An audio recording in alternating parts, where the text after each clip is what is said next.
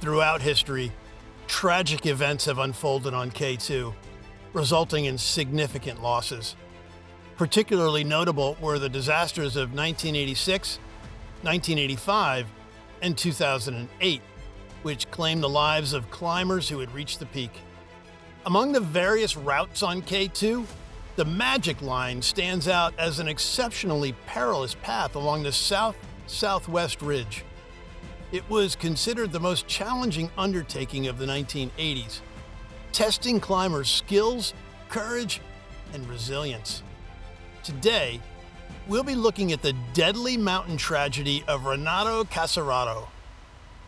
On that fateful day, amidst the towering peaks and treacherous slopes, the world witnessed a harrowing tale that unfolded on the deadly mountain.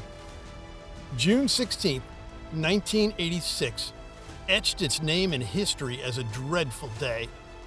Renato Casarotto's life was claimed by the unforgiving forces of nature. As the chilling winds whispered their lament, the tragic mountain tragedy echoed through the hearts of all who dared to conquer the untamed wilderness. Little did they know that this expedition would forever be etched in the annals of mountaineering lore, a testament to the indomitable spirit of mankind and the price some pay to chase their dreams to the summit of glory.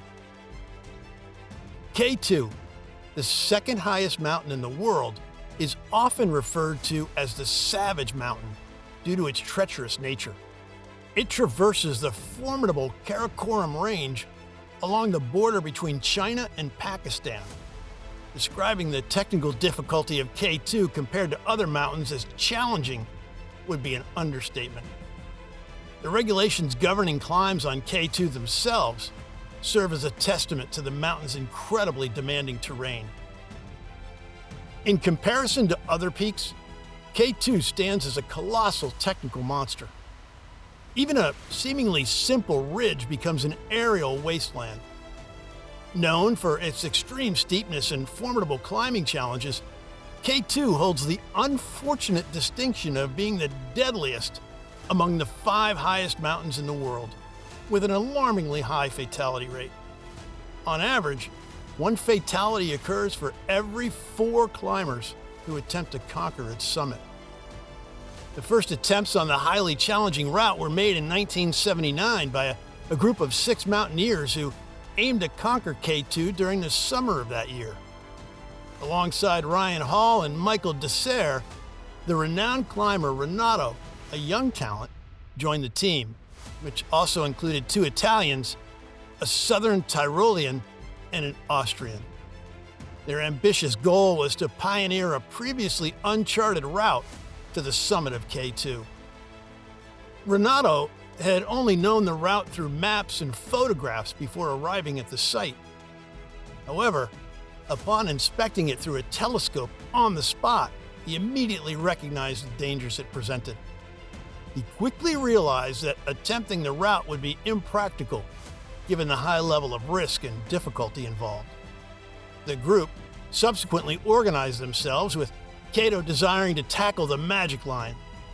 However, Mina, the collective decision-maker, vetoed the idea, opting instead for the standard route with a more manageable approach.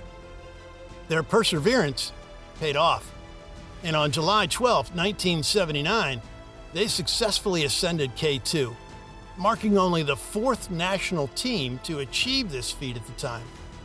However, not everyone on the team was content with the chosen path. Casarato misunderstood Messner's decision, believing that Messner was angry at him for not attempting the Magic Line due to his own fears and trepidation. During that same summer, a team led by Bernard Mallet, known as the Prince Team, also attempted to conquer K2. They managed to cross the Magic Line at an altitude of approximately 8,350 meters. Unfortunately, their expedition was cut short by inclement weather and the early onset of winter, preventing them from unraveling the mountain's mysteries. The year 1986 witnessed several significant and tragic incidents, with the Magic Line still remaining open. It was the year with the highest number of fatalities on record, claiming the lives of 13 climbers. Notably, 3 new routes were established with great dedication, and the K2 Mountaineer team made significant contributions. On the south side of K2, 9 independent expeditions were present, with 4 of them intending to ascend the Magic Line. Among them were a Polish team, an Italian team, an Italian solo climber, and an American group. The American climbers, except for those who retreated to base camp, established Camp 3 at an altitude of 6,800 meters. The Italian teams also set up Camp 3, but then shifted their focus to Broad Peak, intending to return to K2 later on June 21st. Alan Pennington and John Mulich, 2 American climbers, arrived shortly after the Italians left. Tragically, an accident occurred when they were ascending in the order of 1, 4, then 2. Both climbers lost their lives when the AB boulder above them dislodged, triggering an avalanche. After learning of the fatalities, the surviving Americans abandoned their mission. The Italian team altered their plans and instead ascended the Aru Spur. In 1986, Casarato returned to K2, driven by his intense desire to conquer the Magic Line. Accompanied by his wife Garita, they embarked on the previously unclimbed south-southwest ridge, deviating slightly to the right.